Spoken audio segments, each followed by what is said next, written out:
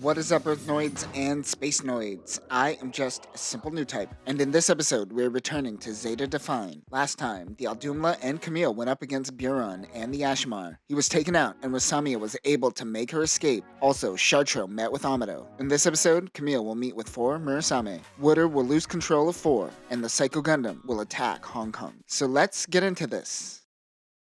Amado wonders why Char is here. He wonders if he is trying to be recruited once again. Amado goes, "You know what? I am going to shoot you." He points his gun once again and pushes Frau Bo. "Dick move." Kika jumps in front of Amado and tells him to listen to what Char has to say. Do you get the sense that Kika is running the family more so than Frau? Hayato was informed that Quattro made contact with Amado. Beltorchica wants to meet with Amado when he arrives. They will use the Cerberus to help transport him. Amado tells Quattro that he no longer has the power he once had. He said today it took him 2 minutes to take out 6 rookies during simulator training. During the 1-year war, that would have been less than 1. He believes that the 1-year war had the right amount of circumstances to motivate him to fight, but that simply isn't there anymore. He would like to retire and live a normal life, but EFF isn't allowing him. Quattro says that he has been away from the battlefield and it will take time. Perhaps one day he can unlock his new type potential once again and see Lala. He tells him not to mention her name. His abilities were just half of the problem. The other half is not having a Gundam. After going through extensive study and simulator training post 1-year war, he never amounted to the same level of skill with a gym that he did with the Gundam. Quattro asks if he remembers Edward Lapun.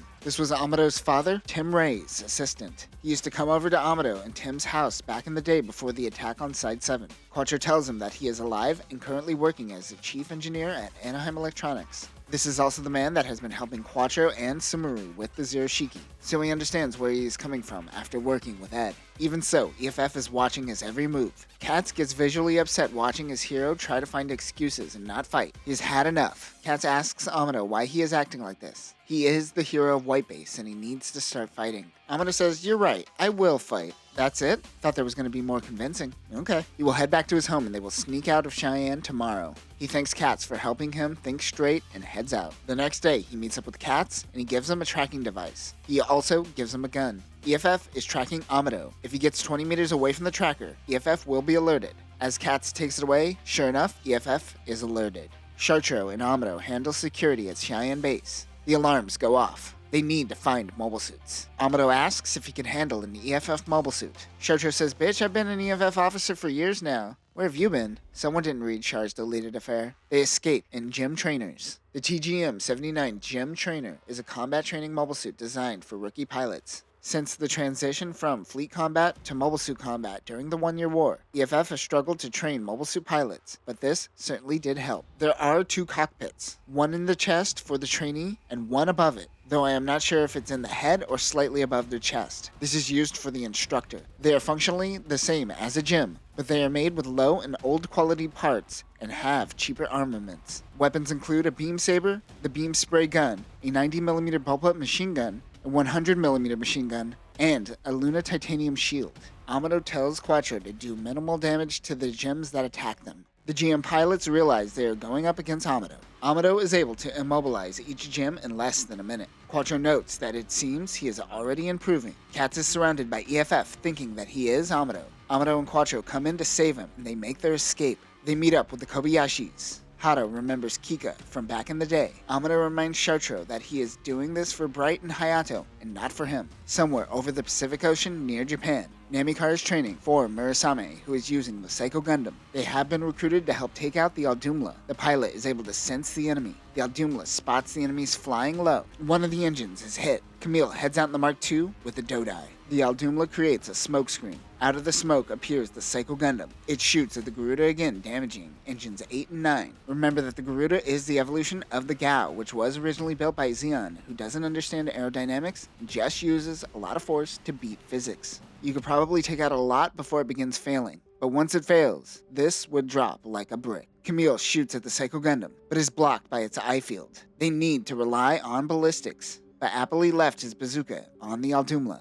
Camille says, "Screw it, I'm gonna ram it with this Dodai." Namikar wants 4 to abandon the fight and head to Honolulu base. 4 has a new type braingasm. Camille jumps off the Dodai and it crashes into the Psycho Gundam. 4 literally thinks that there is an enemy who can make her feel this way. I mean, I was just joking about the new type braingasm, but I guess it's real? They all make their escape. Namikar introduces herself to Wooder. Namikar is the Murasame Lab's head instructor. She was in the anime, but her role was minimal. 4 tells Wooder that the people who don't use the Saikomu will never understand. Namikar tells 4 not to speak to a superior officer that way. She says that she won't fail next time, and wishes for her to have the freedom to act on her own missions. Wooder says this isn't how the military works, but he ultimately allows it. He goes, well, since we're breaking protocol, I'm just gonna caress your face now. Ew! They have a spy on board the Aldumla and know that they will be landing in New Hong Kong.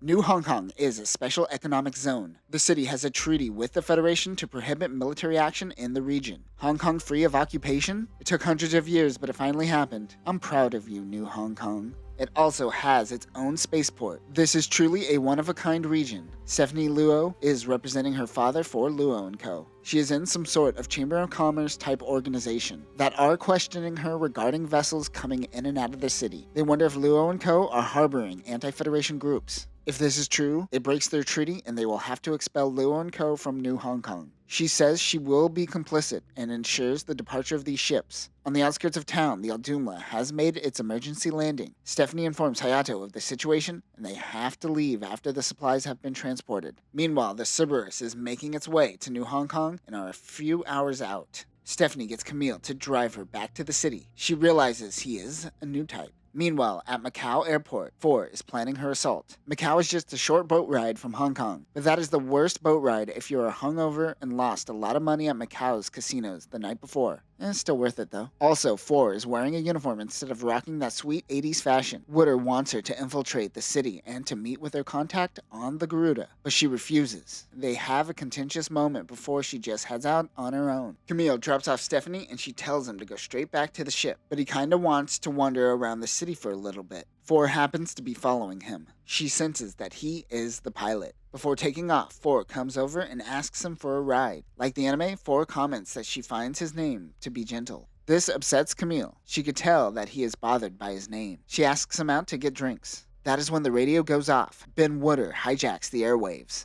4 asks if he is a part of the AU and he doesn't hide it. He drops her off to not put her in danger.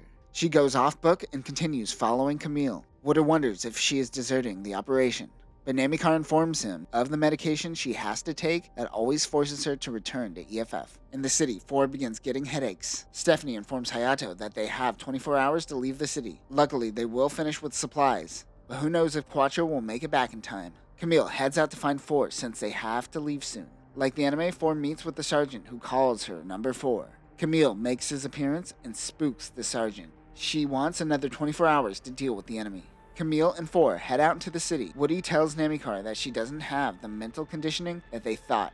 Namikar is confused. Oh my god, you sound just like Nanai. It's called, and say it with me, love. Wooder is tired of waiting. They're going to attack the city and drive out the Aldumla. Wooder decides that he will head out in the Psycho Gundam. The two lament about being child soldiers of war. They both seem to not care about the problems that the adults create for themselves. Camille goes on about piloting the mobile suit and hating it. Before says, stop talking and kiss me. She tells him that she too hates her name and how she is the 4th test subject. She doesn't have memories of her past. That is when the Psycho Gundam begins its attack. Camille tells 4 to come back to the Aldumla with him, but she says she has to go back as it is her only connection to her unknown past. She says that he doesn't even know who she is, and she runs away. Camille chases her, but she gets lost in the chaos.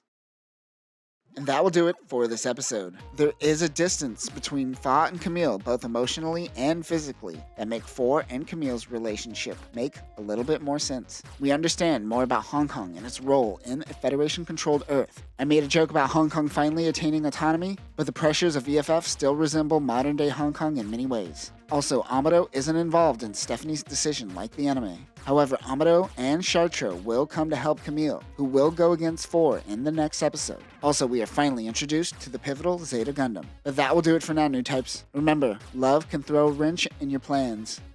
Peace.